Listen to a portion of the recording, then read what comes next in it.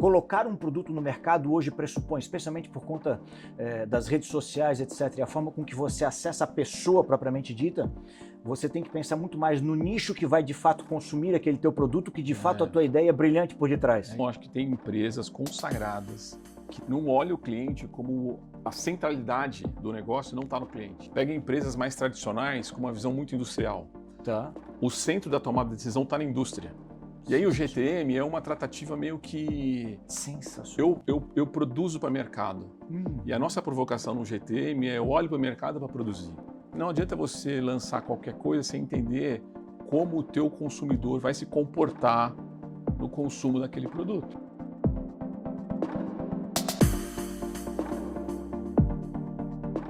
Pessoal, sejam todos muito bem-vindos a mais um Talk aqui no Floripa Square. Sou o Valton e eu tenho aqui conosco um convidado muito bacana, Marco Antônio Oliveira. Ele é sócio fundador da consultoria O4B e está à frente das estratégias de go-to-market desse negócio. Marco, seja muito bem-vindo. Obrigado, um prazer. Diz para nós um pouquinho o que é go-to-market. Então, primeiro que a gente aprendeu, né, com esse processo de aprendizado contínuo, que eu acredito muito, e de troca, e em explorar um pouco melhor o tema, né? Eu tive contato com a metodologia em 2001 e eu me encantei com a potência dela. Então, primeiro é um método. É um método que a gente precisa tomar um certo cuidado, né? Em algumas análises que você faz no mundo digital, as pessoas traduzem o ir a mercado, o go-to-market, como uma iniciativa ou um método específico para lançamento de produtos. Ok. E funciona para isso também, mas a gente acredita, é nosso método e o potencial dele quando está no expandir a visão. Olhar para o GTM como um processo contínuo de ir a mercado. E por que a gente acredita nisso, né? Então, a gente vem lá desde 2001, ao 4B de 2012, Tá. mas eu vim trazendo esse aprendizado, tive muita oportunidade de viver o GTM na verdade, cadeira executiva e no mundo de consultoria, né? Mas a consultoria ela nasceu como uma consultoria de negócios. De negócio. E aí o go-to-market se tornou uma vertical. Ela nasceu como uma consultoria de negócios com o GTM como produto principal. Ah, já desde a origem. Desde a origem. Ela nasceu com o GTM. E aí depois a gente foi trazendo outras atividades, outras metodologias para complementar as entregas do GTM. Tá? Mas a O4B nasce, na sua essência, com a metodologia GTM. Tanto é fato que hoje os nossos cases e a metodologia que é mais entregue pela O4B desde 2012 é a metodologia GTM. Então, quando a gente fala da metodologia, a gente pensa num processo contínuo de aprendizado. O ir a mercado, você vai todo momento. E como o mercado muda a todo momento, eu tenho que ter esse processo de aprendizado contínuo. Não quer dizer que eu refaço o GTM todo dia, mas eu aprendo com ele todo dia. Então é uma metodologia, um processo que tem um potencial muito interessante. E por mais interessante que seja a metodologia, pouca gente conhece.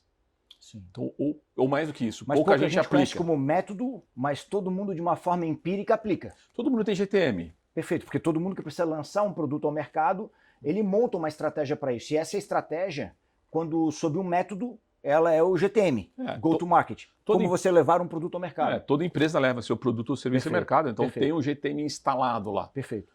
O meu ponto é que isso não é pensado como método ou como sistema, né?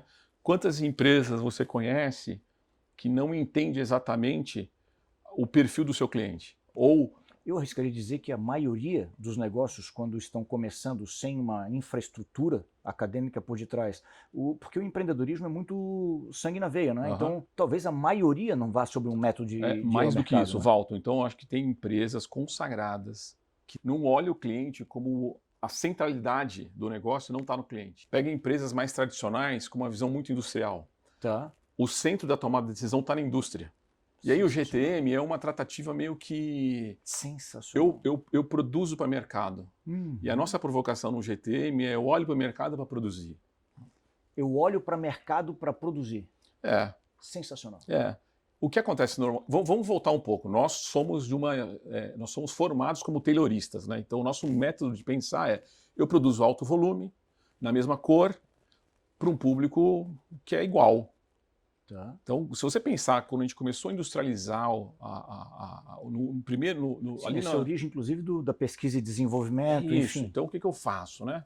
E a gente viveu isso. Sim. Isso está dentro da cultura das empresas. Então, eu Sim. produzo a mesma coisa num alto volume, com muita qualidade, com muita competitividade, com baixo custo, para um volume maior possível de pessoas. Ok. E ok.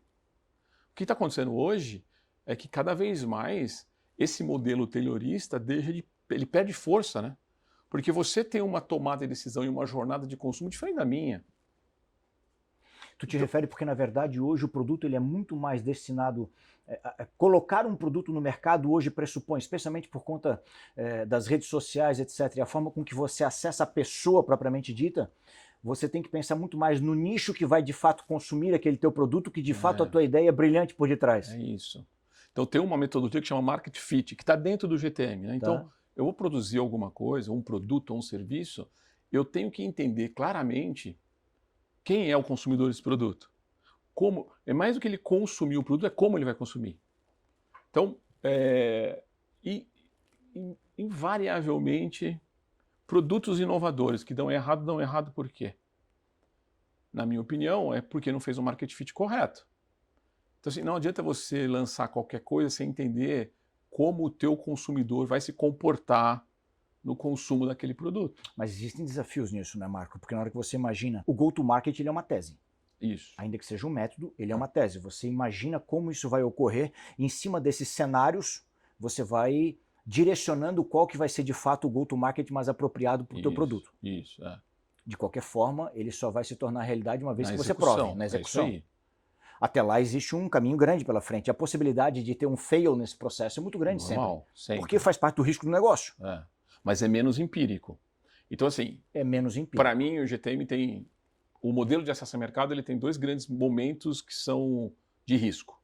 Um é quando eu estou definindo o meu modelo.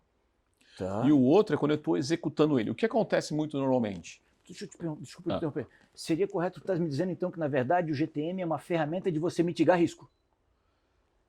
É também. Então eu acho que tem uma questão de melhorar a assertividade. Ok. Reduzindo o teu esforço ou o teu investimento, tendo um investimento mais assertivo, melhorando o teu retorno sobre o capital, o GTM te ajuda. Mas mais do que isso, ele te ajuda no crescimento. Então, vamos pensar o que as empresas normalmente fazem. Eu estou com um problema de venda de um produto e eu não tenho clareza desse meu modelo de acesso ao mercado. O que eu faço? Eu baixo o preço. O que eu faço? Eu lanço mais produtos.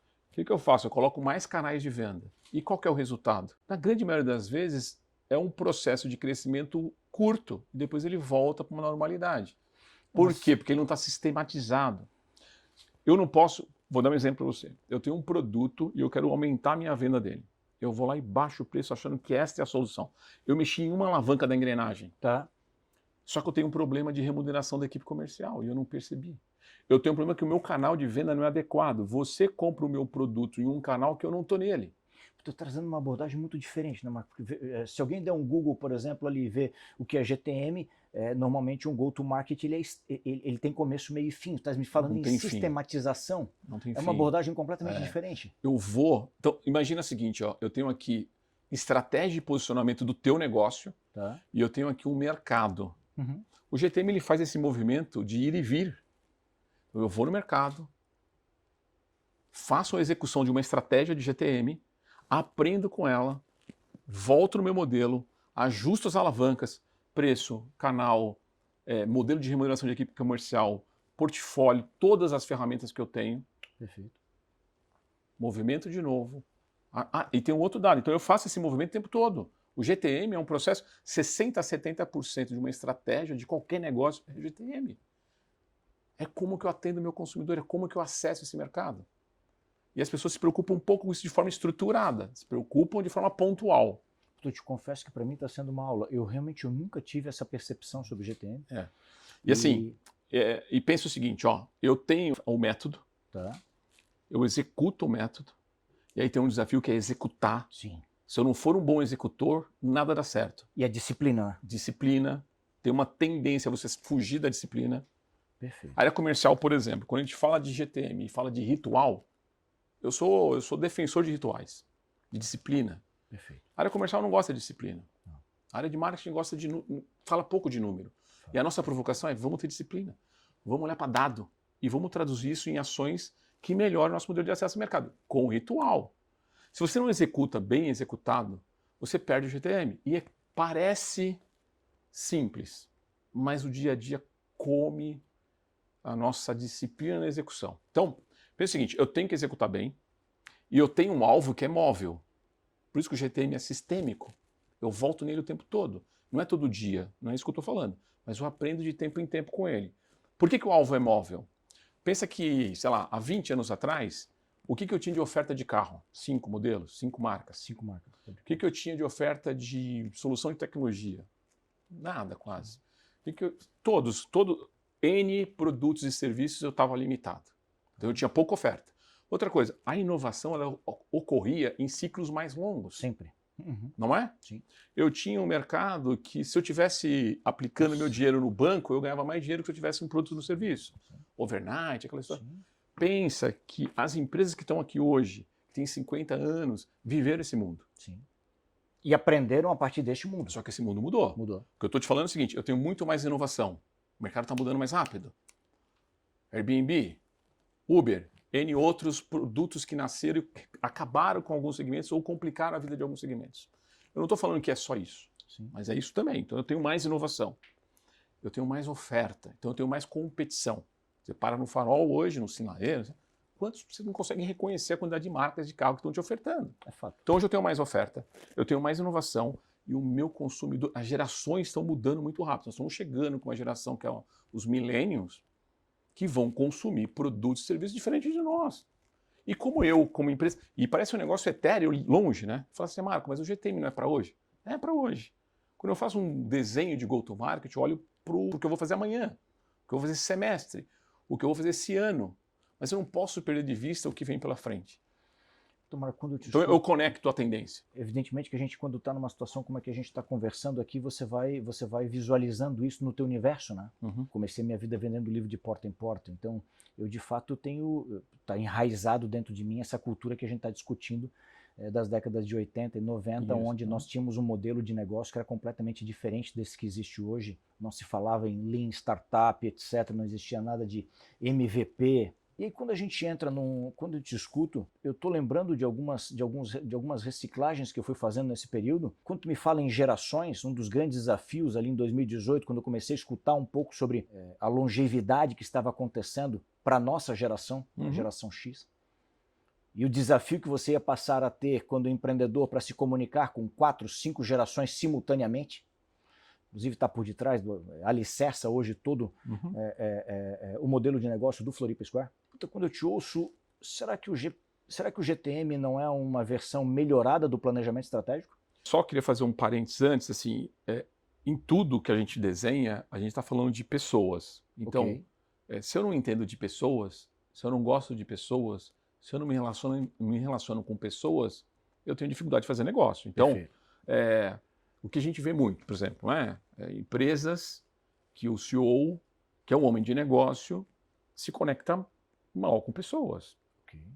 Como líder. Como líder. Então, assim, eu acho que assim... e aí eu estou trazendo um pouco da história do vender o livro. Então, é genuíno fazer bons relacionamentos. Perfeito. Nada é maior que isso. Perfeito. Então, você pode ter uma metodologia, você pode ter ótimas ferramentas, mas você lida com pessoas. Sim. Dentro da empresa e fora da empresa. Então, essa conexão, ela te traz um aprendizado, uma experiência para você melhorar teu GTM. Aí o meu ponto está aí.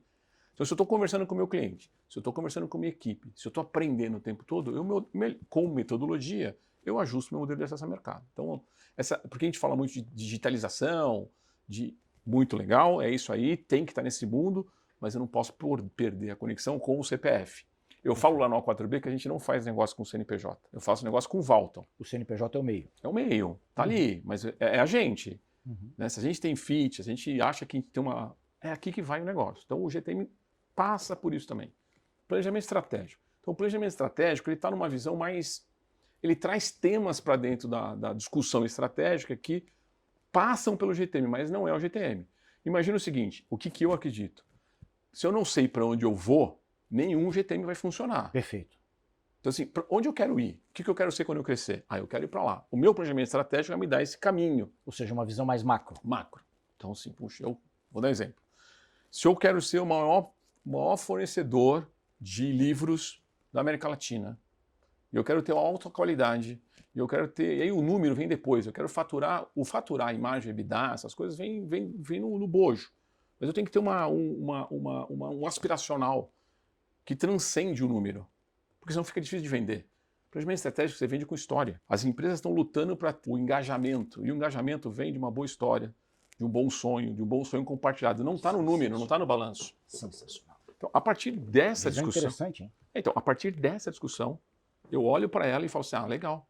Então, se eu quero ser o maior fornecedor de livros de alta qualidade para público AB da América Latina, qual é o meu GTM? Aí o GTM encaixa do seu planejamento estratégico, traduzindo ele no modelo de acesso a mercado. Perfeito. O que acontece muito quando a gente vai fazer projetos de go-to-market, por exemplo? Primeira pergunta que eu faço para o CEO: vamos falar de planejamento estratégico? Para onde nós vamos?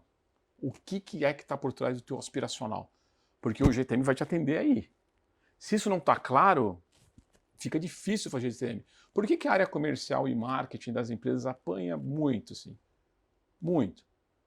Para mim tem dois grandes motivos. Um é falta de clareza do objetivo estratégico. E o outro é a área comercial e marketing se comunica mal com os indicadores de performance. Essa combinação é fatal. O que acontece muito é que tem pouco indicador de e-mail, o que deixa o CEO mais inseguro. Pensa o seguinte: investir. Eu vou só fazer um. Peraí, tem pouco indicador de e-mail? De meio. De meio. Eu chego assim: eu vou faturar 1 milhão. Essa é a minha meta. Tá. O que eu vou fazer? Que indicador que eu vou seguindo para me apontar que eu vou chegar naquele número? A metodologia, para poder dar certo, você tem que conseguir enxergar a tua jornada, E mas você tem que enxergar cada passo em rumo a essa jornada, né? É isso. Então, o CEO, o empreendedor, o investidor, ele tem uma ansiedade por resultado. É natural. natural. Se eu não ajudo ele a entender essa jornada, ele fica inseguro. Por que corta a verba de marketing? E não corta investimento num equipamento que eu tenho que colocar na máquina? Porque você consegue visualizar materializado e o outro é não. subjetivo. Né? Aonde está o melhor resultado? Eu brinco, né? Com a indústria. Eu falo assim, tá bom, eu vou comprar um equipamento de 10 milhões de euros, não me preocupo com isso, mas eu não vou investir 1 milhão de euros na minha marca? Aonde está o maior valor? Interessantíssimo. É na marca. Eu não estou falando que eu não tenho que ter uma indústria moderna, com baixo custo, que me apoie a estratégia. Não é isso, mas é meio. O fim está em você que consome meu produto. A nossa geração viu uma indústria sólida comercialmente e sólida financeiramente, ela colocava qualquer coisa no mercado, porque você dominava os meios de comunicação através de poucos canais de distribuição. Hoje, você tendo um comercial sólido ou uma boa oportunidade de produto no mercado e um marketing muito bem feito, você leva ao mercado sem dinheiro. Com R$1. Então, quantas influencers que se conectam diretamente com o consumidor, que fala a língua, o GTM dela está ali, é verdadeiro. É um negócio complexo, às vezes, de você compreender, porque quando você fala de um influenciador, é algo extremamente personalizado. Então, a conexão acontece entre pessoas e permite que vários influenciadores de um mesmo segmento, todos eles sobrevivam neste mesmo segmento e prosperem. Porque cada qual está se conectando com um nicho de mercado, né? É isso. Então, o go-to-market, nesse caso, ele vai ao extremo da personalização. A tentativa é essa. Quantos clientes a gente chegou e não tinha nenhuma segmentação dos clientes? Quando eu trato todo mundo igual, eu trato muita gente mal. A maioria? A maioria dos negócios não tem essa segmentação. Então, assim, quando eu vou falar, cliente tem lá 10 mil clientes na base dele, e a primeira pergunta que eu faço é como é que está o nível de serviço por grupo de clientes? Que política que você tem para atender cada grupo de clientes? Como é que você segmentou isso? Como é que você está falando não? Você se refere aqui à política de serviço sob a conotação de customer service? Também, mas é mais do que isso. Pensa o seguinte, passa pelo customer service, tá? Passa por aí, mas eu estou falando um pouco antes. Então, imagina que eu tenho 10 mil clientes, numa base de clientes. Primeira coisa que eu quero, e aí a minha segmentação depende do que eu quero como estratégia. Depende do meu posicionamento. Se o meu posicionamento é esse, eu segmento a minha base de clientes dado o meu posicionamento. A hora que eu segmento essa base de clientes, eu tenho que entender o que cada um desses grupos, vamos dizer que eu tenha 9 grupos de clientes endereçados na minha estratégia. A minha pergunta é, o que cada um desses 9 grupos valoriza? E eu estabeleço o nível de serviço. Mas isso é difícil de ser montado. Não é. É difícil de ser montado. É difícil de ser executado para quem não Perdão, fez nada. você tem razão. É difícil. Agora, se eu de perguntar ser para executado. você, o que você espera de um produto ou serviço que você consome, você vai me falar. Perfeito. Se eu pergunto para ele, que está numa outra geração, que tem uma outra demanda, o que ele espera do mesmo produto, ele vai me falar.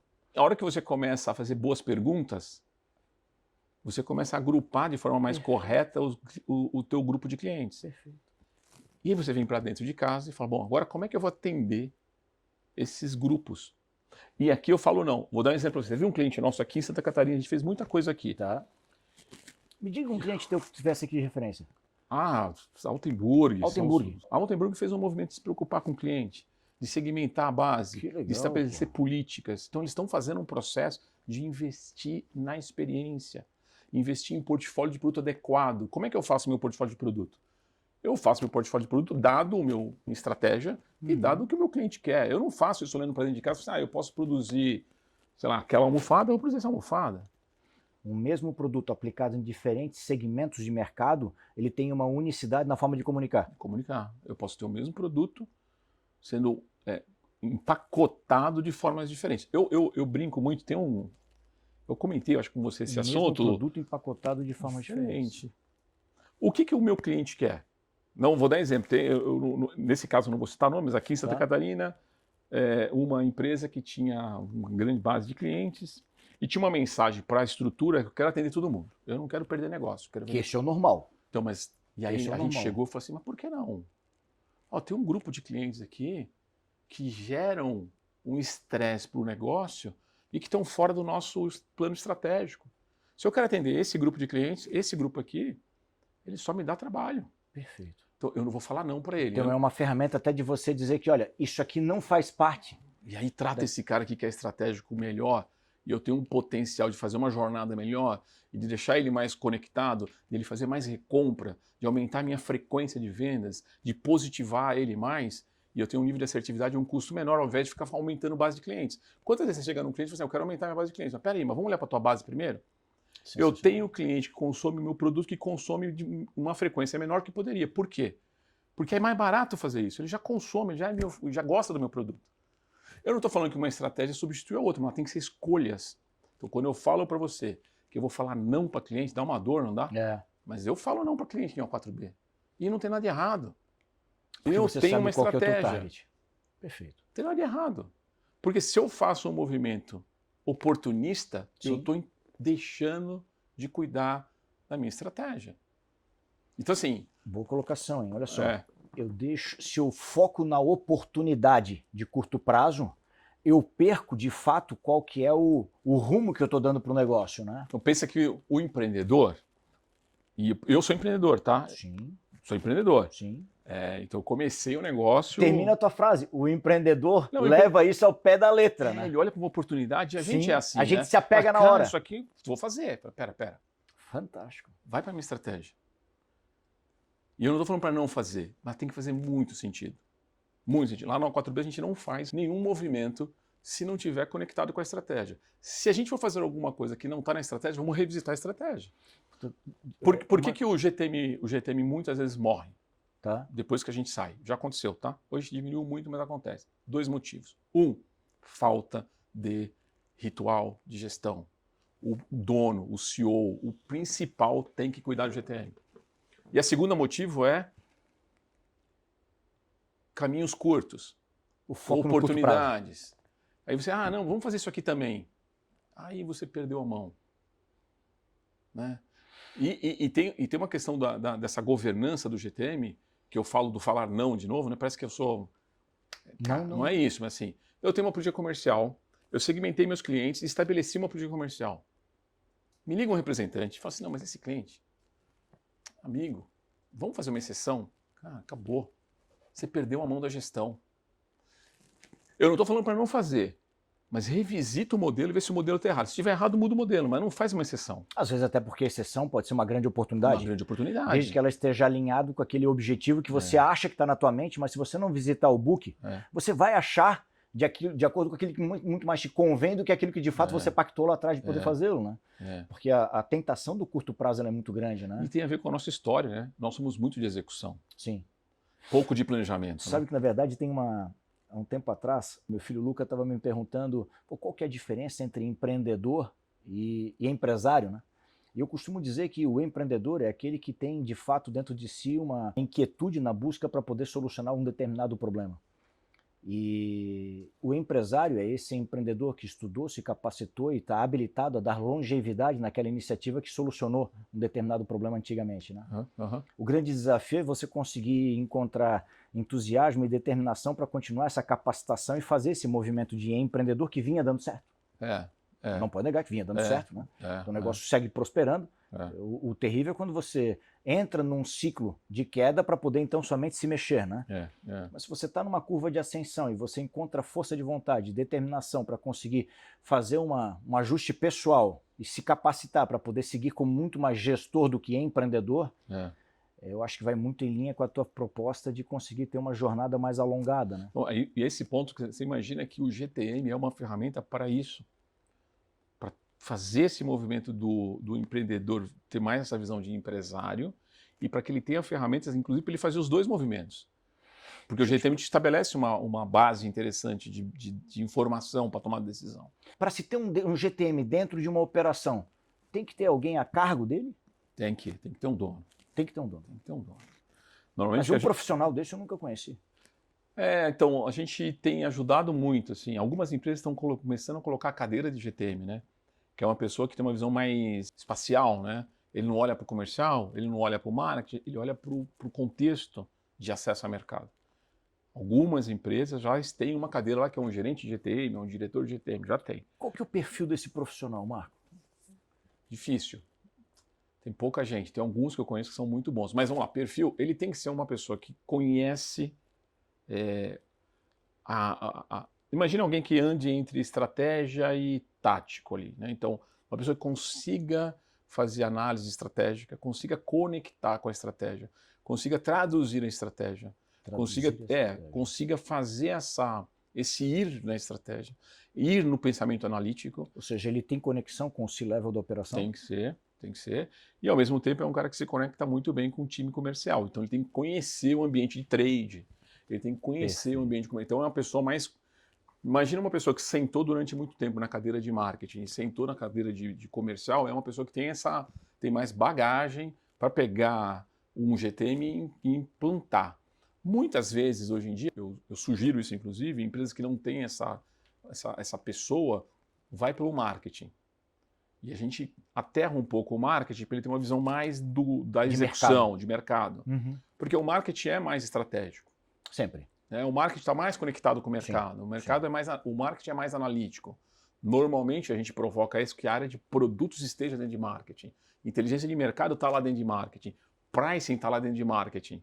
Então, esta área, quando a gente faz o projeto, a gente fortalece a área para que ela seja o motor do apoio à execução. Perfeito. Então, o comercial fica menor? Não. Ele é tão importante quanto, mas ele está mais focado no relacionamento, na execução da estratégia, no ajuste da estratégia junto com o apoio do marketing. Então, assim...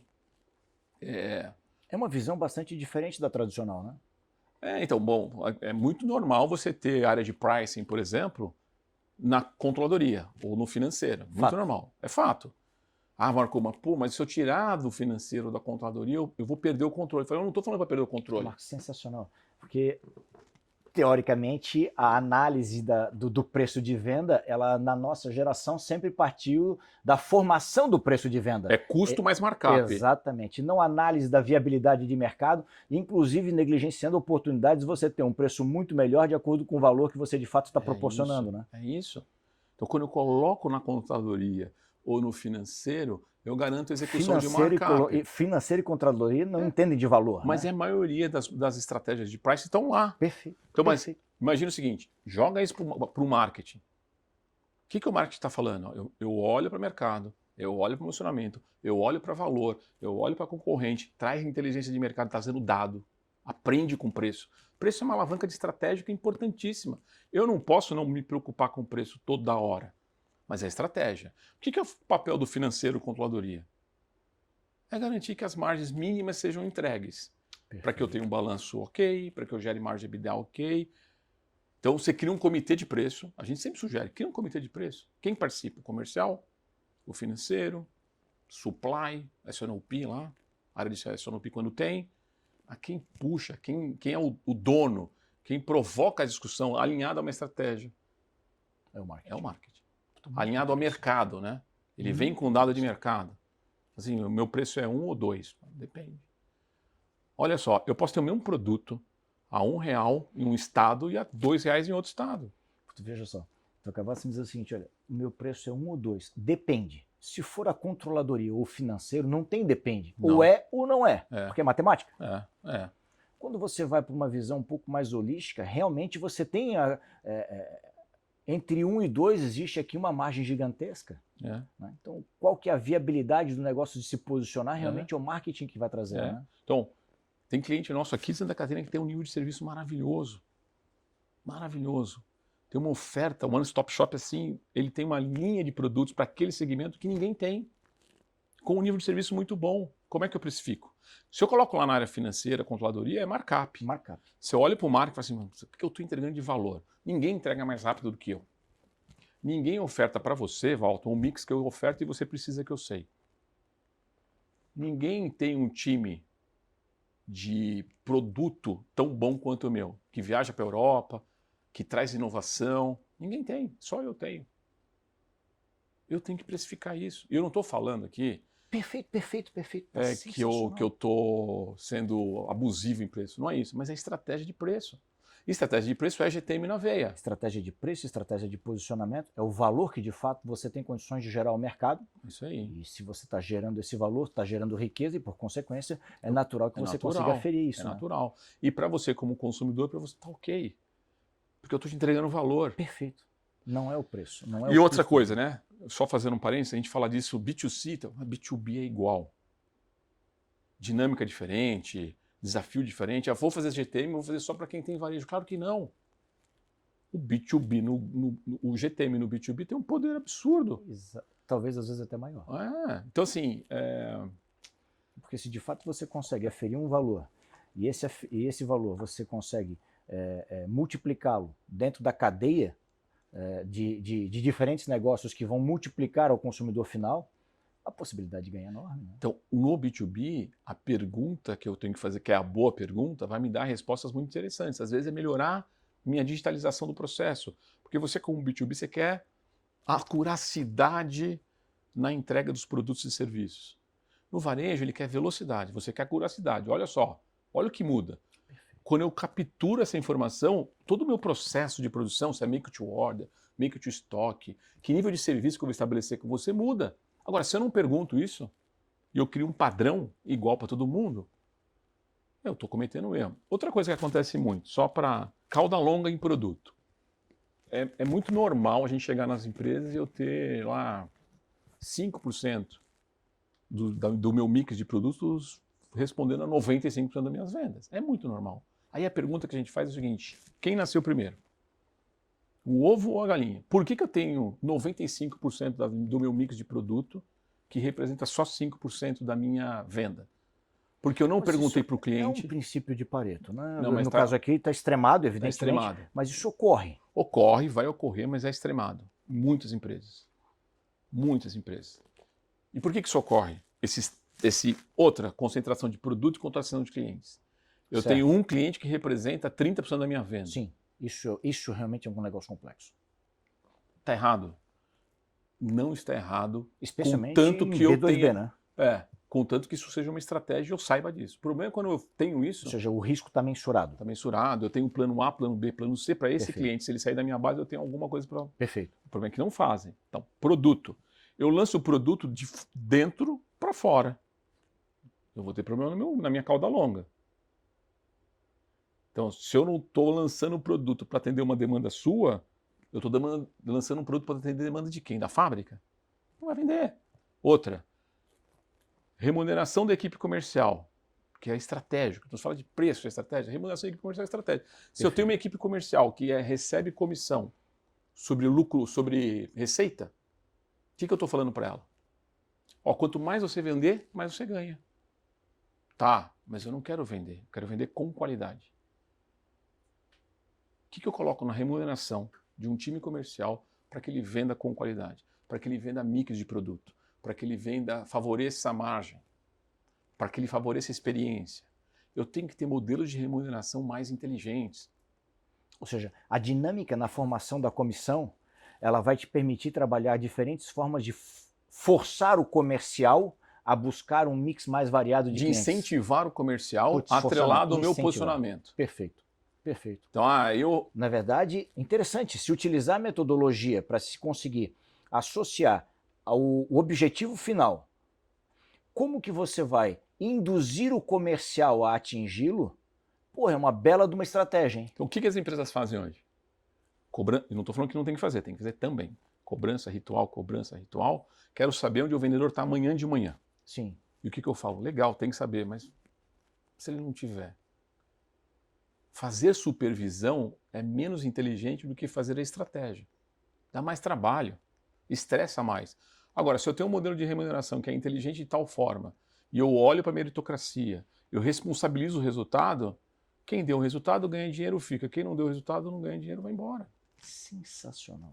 Sensacional. E um dos primeiros projetos que a gente fez um trabalho dentro do contexto do GTM. Uma das alavancas é remuneração. A gente não é especialista em remuneração, né? RH que não me bata, não é isso. A gente está olhando para a estratégia de remuneração variável dos times comerciais.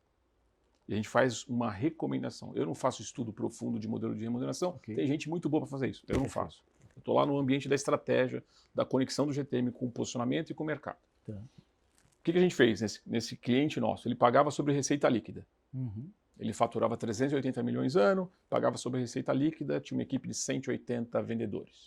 Tá? Na hora que a gente começou a olhar, de novo, cauda longa, baixa performance. Tá bom, então vamos fazer o seguinte, vamos agrupar os produtos dado a nossa estratégia. Vamos agrupar os clientes dado a nossa estratégia. E com base no agrupamento de produtos dado a nossa estratégia, a gente criou um modelo de remuneração por grupo de produto. Perfeito. E eu remunerava diferente dependendo da performance de cada um dos vendedores naquele grupo de produto. O que aconteceu com a curva de venda? Natural. É óbvio que você faz esse movimento e lá no marketing você comunica diferente.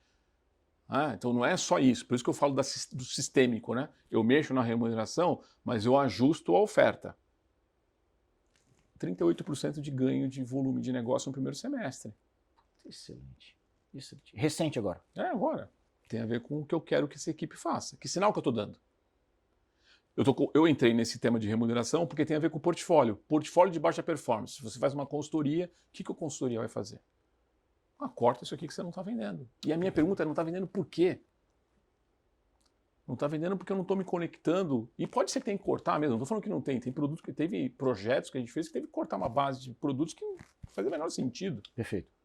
Mas antes disso, temos que fazer um questionamento, se o produto está sendo mal ofertado para a pessoa errada, com preço errado, com a remuneração errada, tem tanta coisa errada no meio. Para que eu vou montar um produto se ele é um produto vencedor? Então, antes de matar o produto, vamos entender um produto. Sensacional. Marco, estamos chegando aqui no fim desse papo. Isso aqui eu falo demais, aqui, eu me empolgo, eu sou aqui umas 3 horas. Tema aqui. Como é que as pessoas que estão nos acompanhando aqui conseguem te contactar, conhecer um pouco mais? Qual que é a tua rede social? Qual que é o e-mail que a gente possa fazer um contato? marco.oliveira@4b.com.br. Vai ser um prazer falar do tema. Marco, te agradeço demais. Imagina. Essa presença aqui conosco, foi sensacional. Pessoal, esse é um assunto muito bacana. Estudem a respeito, vale a pena. Até a próxima. Valeu!